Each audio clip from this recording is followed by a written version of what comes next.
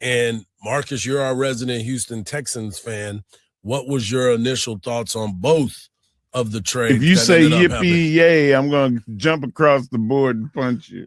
Initially, I panicked, but then when I realized you got Montgomery late on in the day, and then thinking to myself the interest in Trent Williams, I came a little bit. I was a little joyous. So if you can nail somebody like Trent Williams or another high caliber tackle, and you revamp in the draft, you can resolve those offensive line issues, and CJ can be protected. I was just about to say, and this too helps CJ because now he can work off of his play action, and that's when he's really good. You do have a run threat with David Montgomery.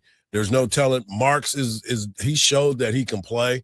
Every time we got a chance to talk to Mark Vandermeer, the voice of the Houston Texans, he kept talking about the spark in which he brings. They're not going to be Sonic and Knuckles like they were in Detroit, but you do have an opportunity to make something happen with that run game and the screen game coming out of the backfield. Listen, David Montgomery is going to be a stud in this offense.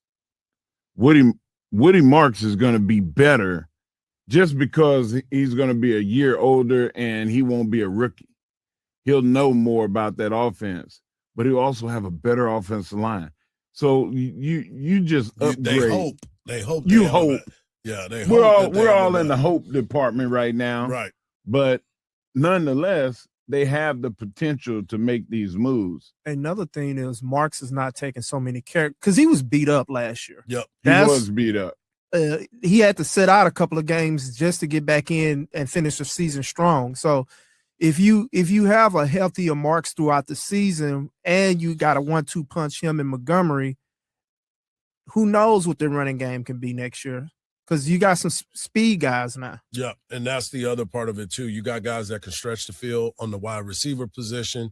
You've got a solid tight end. Now you got a running game that will be substantial.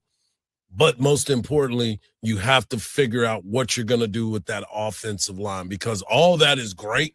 You can have all the toys you want. They have but if they don't have picks. No batteries, it ain't going to be nothing to do with that. Yeah, but they have 5 picks in the first 70 picks. And there are some, like Daniel Jeremiah said, that this was as good an offensive line draft as they've had in the last 5 years. There's depth at tackle and depth in the interior, which usually is one or the other. Right.